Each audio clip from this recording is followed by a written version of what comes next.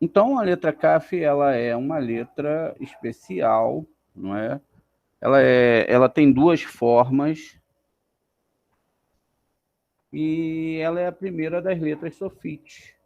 Ou seja, ela é a primeira letra que começa agora a formar as letras sofites do alfabeto hebraico. E nesse caso, agora ela vai formar, é a mesma letra, tá vendo? Ela pode ser CAF, sofite ou CAF inicial, ou ela pode ser RAF ou RAF sofite. O que vai definir se ela é CAF ou RAF vai ser o ponto no seu interior, mas isso é um assunto que a gente vai discutir mais para frente. Agora a gente só está fazendo aí a autópsia das letras, o entendimento mais esotérico, mais profundo das letras.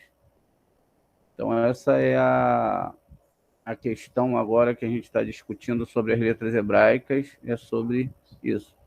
Quando eu tenho ela no início de uma palavra, né, ela é assim. Quando ela passa para o final da palavra, né, então ela já vai tomar esse aspecto aqui. Ó. Toda vez que eu tiver uma letra aqui, você vai ver essa perninha aqui, ela se estende, né? Essa perna de baixo, ela se estende abaixo das outras e ela não é o CUF, né? Como o CUF a gente vai ver mais lá na frente.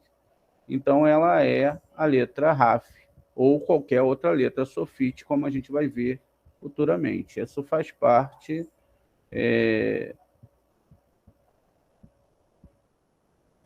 do hebraico, né? Faz parte ali da língua hebraica, que quando essa letra vem para o final, ela vai então assumir um aspecto diferente, porque ela está no final da palavra, exatamente a última letra, ela já não fica nesse estado inicial, ou que pode ser central, a penúltima letra, enfim, no final não, no final ela assume um aspecto diferente. Então isso também tem que se gravar, mas a gente vai ver isso mais à frente. Então aqui, ó, em Bereshit está escrito, ó, Essará, Essará, e depois está escrito aqui, agora deixa eu diminuir, aqui, ó, Hakaf, tá vendo? Então, 10 mais 10 é o CAF, tá vendo? Tá, isso tá em Barme de Bar 786. Essas aulas são extraídas, né, à luz das letras do alfabeto hebraico do rabino Aaron Leib Haskin. Então, é um livro da onde ele tira de outros livros, né? E aí ele traz essa compilação para que a gente possa entender aqui.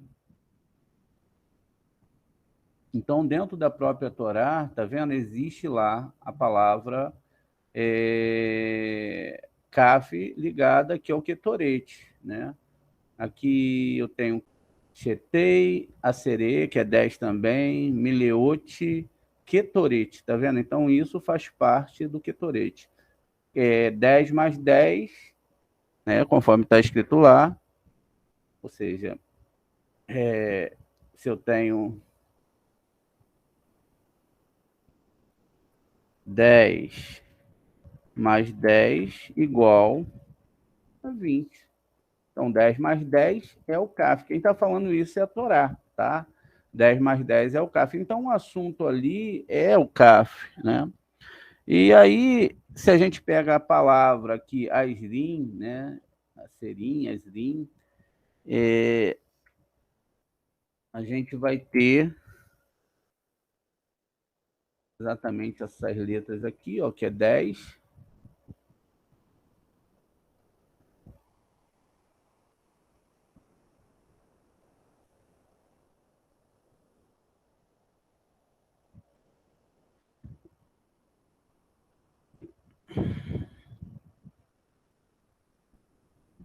E ela vai ter a numerologia de 620. Vamos fazer as contas aqui? Assim que a gente vai aprendendo devagarinho. Quanto vale o Ain? O Ain, quanto vale, gente? 70. O Ai vale 70. Então, vamos lá, botar aqui. O Shin vale quanto? Vocês já sabem?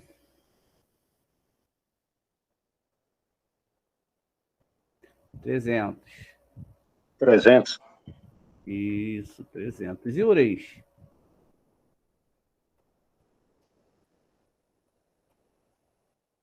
Isso. E o rei vale quanto? 9. Oi? Não. Isso, o rei é 5. Exatamente. A gente tem que ir treinando, que aí daqui a pouco a gente sabe, né? A gente consegue compreender bem, já fica automático. No começo a gente se embola um pouco, né? Então, aqui, ó. Vamos ver aqui. Então, a palavra, eu errei aqui. Deixa eu consertar aqui o meu erro. Deixa eu só acertar a pessoa aqui. Sônia. Vamos corrigir aqui, ó. Então, eu errei aqui. Aqui não é Asri, aqui é Esrim. Tem a mesma raiz lá. A palavra está lá em cima. Eu acabei trocando aqui. Então, Esrim, né? Essa é a palavra. Agora sim, vamos consertar aqui comigo. Esse 5 não existe. O Yud é 10, existe, né? E o Mem final, ele mantém o seu valor de 40, né? A gente vai ver, às vezes, ele pode ser 40 e às vezes ele pode ser 600.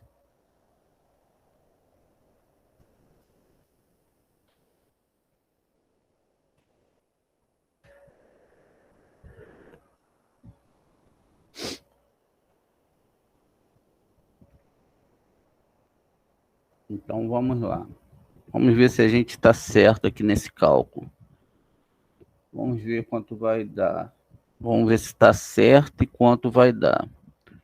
Eixirim, 70.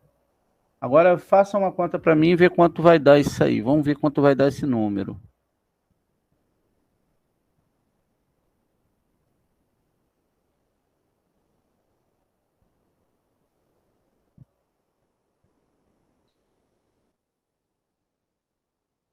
Quanto deu, gente? 300 mais 200, 500 mais 70, 570. 620. Exatamente, 620. 620 é 620, que a gente tem aqui, é a palavra Keter, né? E vai se escrever com que letra? Keter se escreve com Kaf. A palavra Keter, que é a primeira Sefirote, como a gente sabe.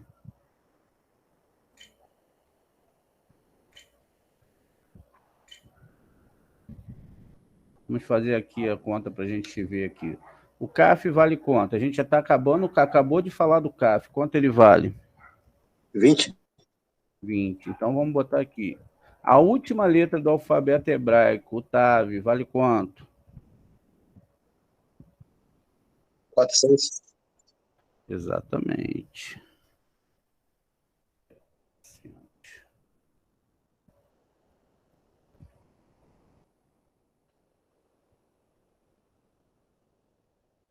São 400.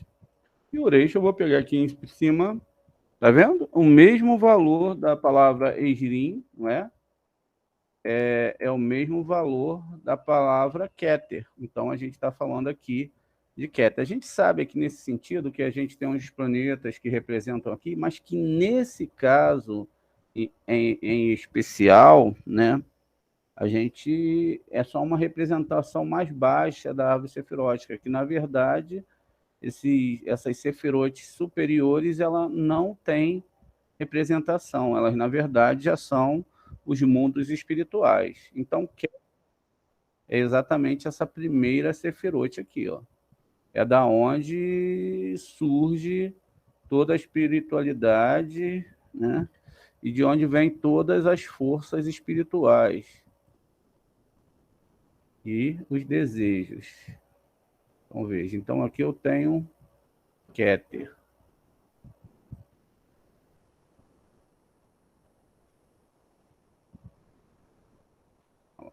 Mostrando para gente Keter. E aí o que que acontece? E aí ela vai significar uma coroa. Então, Keter significa coroa, né?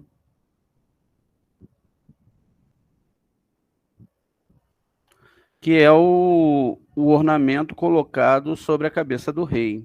Keter também nos lembra das 620 letras dos 10 mandamentos. Os 10 mandamentos têm 620 letras.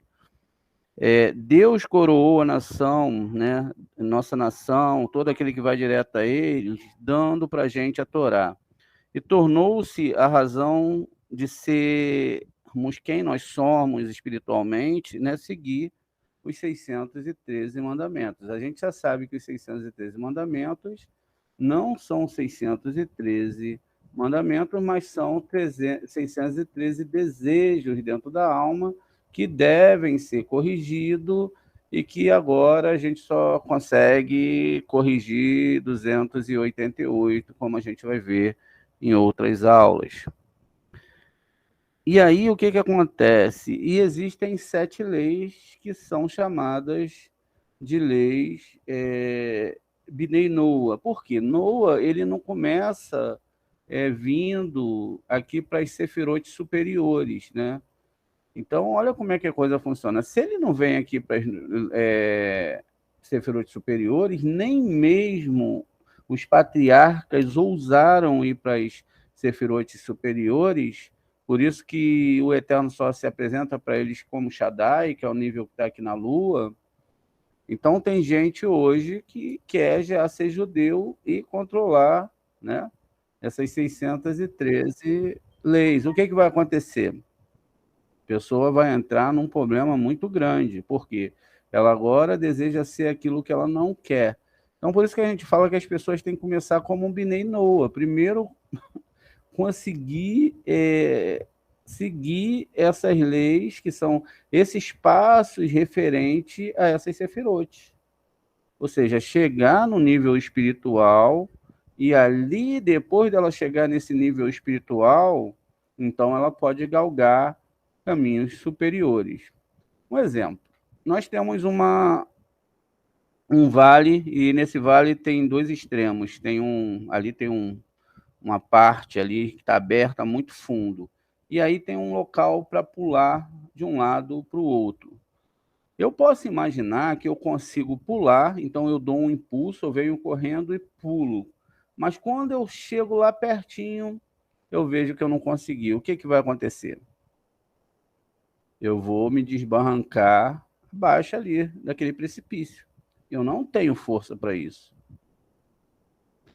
Agora, se eu sou coerente e eu vejo a distância, e eu começo então a ver que eu não tenho como fazer aquilo, ainda que outra pessoa possa ter pulado, e dentro de mim existe essa restrição de não fazer isso, então eu tenho que começar a construir.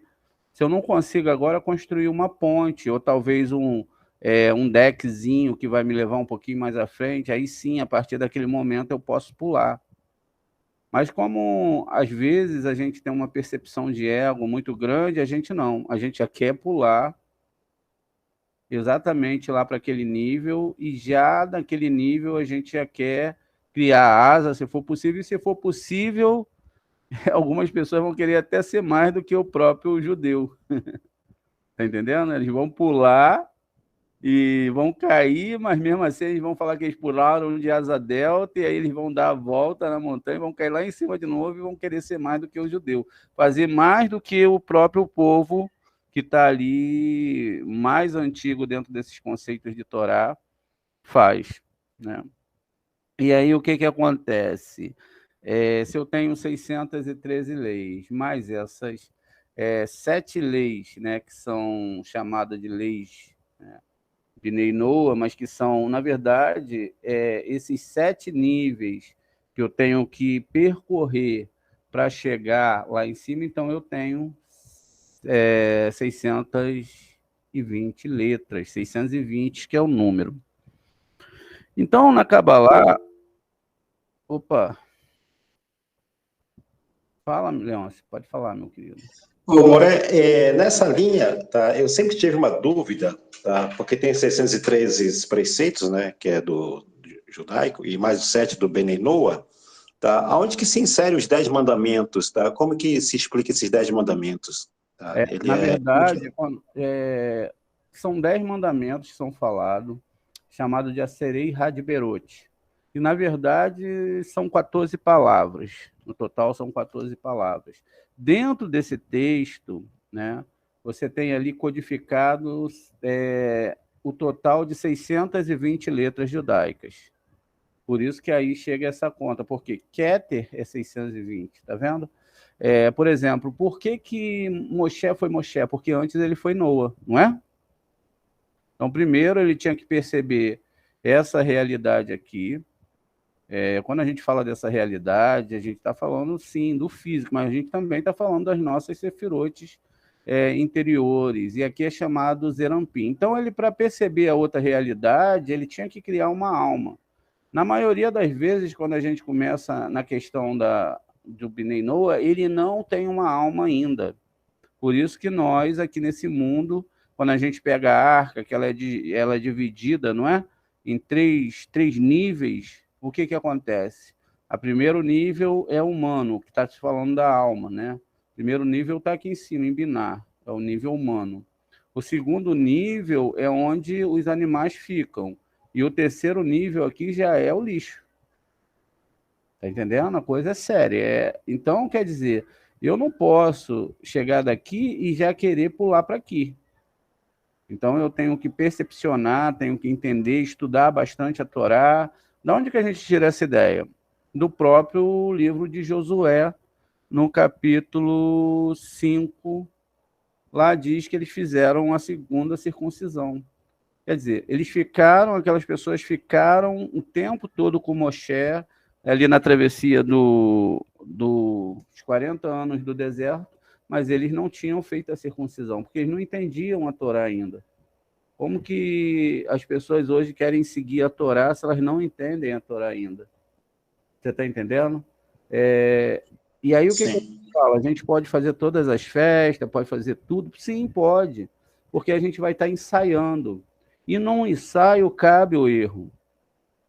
Agora, quando você pega e já bota uma roupa de judeu, bota kippá, bota talit, quer seguir as leis judaicas, fica complicado. Seria como você pegar uma pessoa comum, bota uma roupa nele e manda ele para uma comunidade aqui no Rio de Janeiro. Ele não vai sair vivo. Quando ele começar a subir, ele pode nem ser não é uma autoridade policial, mas ele vai levar tiro, porque ele está com a roupa.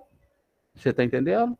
Porque ele está com a roupa, ele assumiu aquela questão ali. Então, a roupagem, o nome que você usa tem que se ter muito cuidado, porque a partir do momento que a pessoa começa a colocar roupa judia e falar que é judeu, ele vai ser cobrado segundo o que o judeu é cobrado. E aí é que começa a pessoa a ter a sua vida toda bagunçada, né? Ela tem a sua vida toda bagunçada justamente porque ela não organizou as ideias aqui ainda, nem conhece o hebraico e já quer ser judeu. Está entendendo? Muito bem. Sim. Vamos lá. Aqui, então, a gente sabe, né, que o atributo de Keter representa um nível que está além do intelecto. A coroa é colocada no alto da cabeça.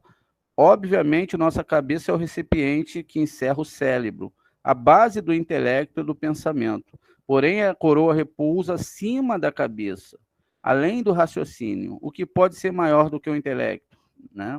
Desejo em vontade em hebraico, isso é chamado de Ratson, né? O desejo é uma força poderosa que ela nos convida a explorar possibilidades que a racionalidade mostraria serem erradas ou difíceis. Ou seja, o Ratson, esse desejo de desvendar o espiritual, se aproximar do eterno, e chegar a esse nível, ele tem que ser despertado em você um desejo, né, para que você possa, então, desejar fazer isso, querer fazer isso. Digamos, por exemplo, que você gostaria de ter sucesso numa determinada ocupação. Embora você possa ter faltado em todas as aulas na escola, você pode perseverar e ser bem-sucedido se tiver boa vontade, né? Também disposição. Por quê? Porque você quer. O poder, a coroa do desejo é tão potente que tem a capacidade de transcender e realmente transformar o seu intelecto. Por sua vez, há outro conceito que transcende até o desejo, e é prazer, que é chamado em hebraico de ta'anug. Se uma pessoa extrai prazer de algo, automaticamente irá gravitar no rumo daquilo. Como resultado, mobilizará seu intelecto e criará uma estratégia para atingi-lo. É por isso que Keter é representado pela letra Kaf, 20, para nos ensinar que há dois níveis ou faculdades dentro da coroa: desejo e prazer. Com cada faculdade contendo 10 aspectos, esses aspectos também são conhecidos como 10 sagradas sefirotes ou esfera. Os 10 blocos, né, construtores da criação, 3 no níveis que residem na dimensão do intelecto, sabedoria, entendimento e conhecimento, e 7 que ocupam as dimensões das emoções: amor, temor, misericórdia, vitória, louvor, reconhecimento, fundação, vínculo e soberania, que é a fala. As duas faculdades da coroa do CAF, prazer e desejo, né, englobam 2 vezes os 3 níveis do intelecto e 7 níveis de emoção, para um total de 20 níveis. O Talmud declara que a coroa da Torá e a Alahá, a lei, porque é especificamente a lei, aquela coisa que devemos e não devemos fazer, que é considerado a coroa da Torá. Né? O que é considerado a coroa da Torá é uma pergunta. Para a resposta, podemos olhar para a razão pela qual Deus nos deu a Torá. Não recebemos a Torá para termos alguma história bonita, para nos entreter, para lermos aos nossos filhos na hora de dormir ou para analisá-las numa aula de literatura. Pelo contrário, o objetivo da Torá é que obedeçamos a sua lei, que cumpramos o desejo de Deus e ao não fazê-lo, e ao fazê-lo, né, daremos prazer a ele. Ou seja, quando a gente cumpre a sua Torá de forma adequada e com desejo, com a vontade ideal, então nós damos prazer ao Eterno. Portanto, está declarado no Talmud, né, grande é o estudo de Torá, pois leva à ação. Como a coroa, o supremo propósito da Torá é ir além da cabeça, além do intelecto, e nos inspirar a agir em concordância com a vontade de Deus, assim nos refinando como pessoas e completando o poder da criação. O significado de Kaf, né, um deles é que ele também é uma colher. O radical da palavra colher é kafaf, um CA, um FA e um F final, mudo. Curvar-se, como discutimos anteriormente, o CAF é uma letra curvada, veja aqui, ó. É como se fosse um tubo curvado. Ou seja, isso representa o aspecto de submeter-se a um poder maior. Essa opção de submissão e humildade pode ser vista claramente na diferença entre a palavra anorri e ani. Ambas significam... Perdão, deixa eu aceitar a pessoa aqui.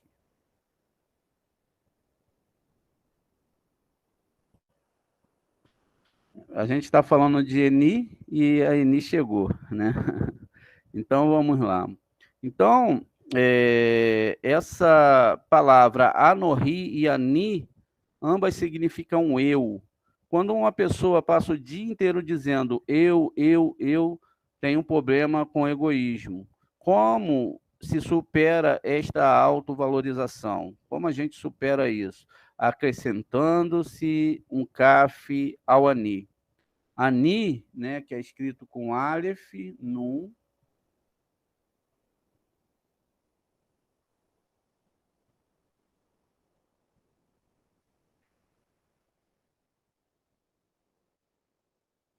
escrever aqui.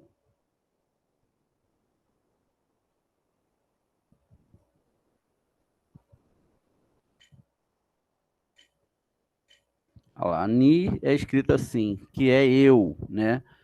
E se a gente muda aqui essa palavra, ó, agora eu tenho um Ani e eu coloco aqui no meio um Kaf, então não é mais Ani, não é mais eu, tá vendo? Então vou botar um Kaf aqui no meio, ó, Anorri. Então,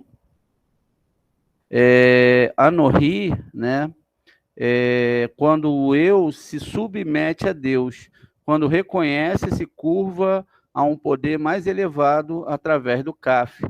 Não é mais o eu egoísta, em vez disso, Anorri é o eu que serve como um canal para fazer a vontade de Deus. Então, esse eu aqui, ó, Ani é eu, né? E Anorri é um eu mais elevado justamente porque esse Kaf entrou aqui no meio. E quando esse Kaf entra aqui no meio, então é o eu mais elevado, né? E ele vai fazer a vontade de Deus. Há, na verdade, dois Kaf. Há o Kaf curvado, não é verdade?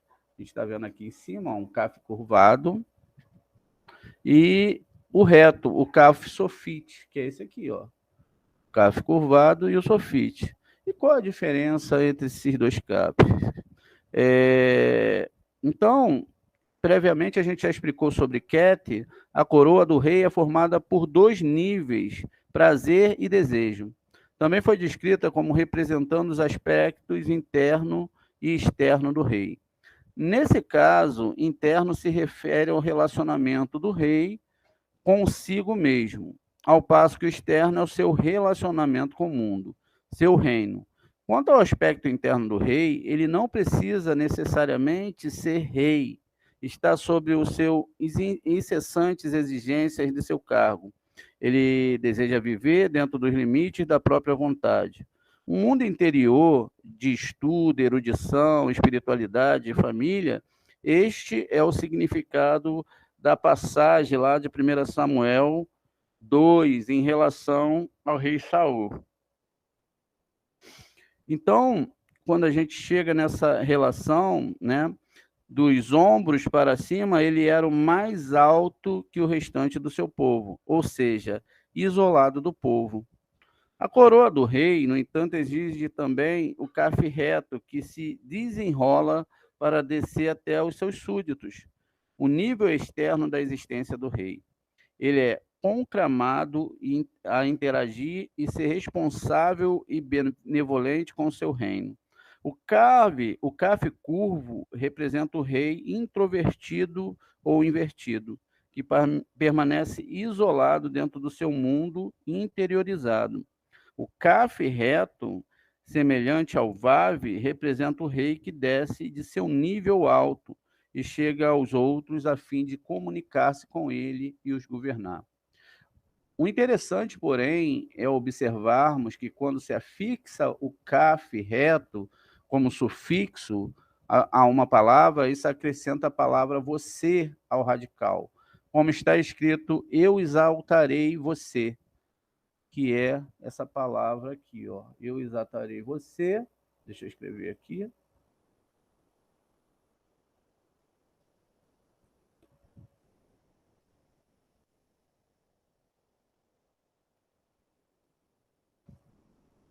Aí eu tenho um Aleph, um Resh, um Vav, dois Mens, um seguido do outro, e tenho um Kaf final agora. Agora, como ele está no final, ó, ele ficou diferente dos outros, tá vendo? Vamos botar ele aqui numa cor diferente, olha lá, é um Kaf final. Meu Deus, ó Rei, né? Adon Mar, né? Quando você fala diretamente com uma pessoa, você fala lerá ou berrá, né? Que seria a próxima paraxá que nós vamos fazer na semana que vem, vai falar disso, sobre essa questão do lerá, que é um lamed e é um ré final. Nesse caso aqui, ó, ela pode ser assim, ou pode ser também um beit. Ou seja, pode ser lerrar, L-E-C-H-A, né, com acento, ou B-E-C-H-A, berrar. O que que acontece? Escrito com CAF reto com CAF final. Então, literalmente, se desdobra para incluir a pessoa com quem você está falando. Isso representa o fato de que o rei apareceu a nós e podemos falar com ele face a face. A letra CAF curva-se, submete-se à coroa do rei, que é Deus, o governante do universo. E a partir daí, a gente pode, então, conversar e entender a palavra do Eterno e quem ele é dessa forma. Outra representação do CAF é que ele também representa uma mão, né? Basta que a gente bote o resto dos dedos ali e a gente vai perceber que nós temos uma mão aqui, ó.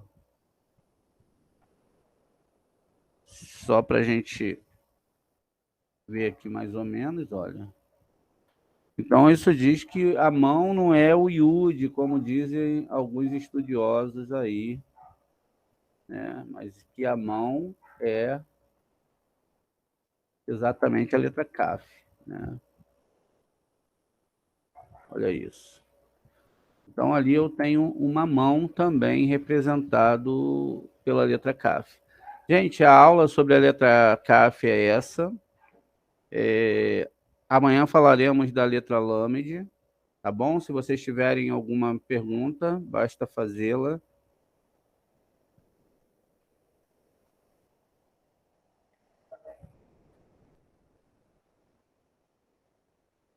Ela é uma mão aberta, não tem nada a ver com aquele sistema que eles tentam montar lá no Novo Testamento, falando que o Yud é uma mão, tá? Por isso que eu botei isso aí, a mão é o Kaf. É uma mão aberta, é a mão com os dedos abertos. Entendendo? Ela não é lá de costa, não. Ali é os dedos, são os dedos, entendeu? Tá ok. Já a letra Yud, ela representa um homem com mãos abertas. A gente vai falar sobre esse estado pitográfico da aula mais para frente, né? Porque a gente tem que ter vários níveis de se falar dessas letras para a gente poder compreender, tá bom?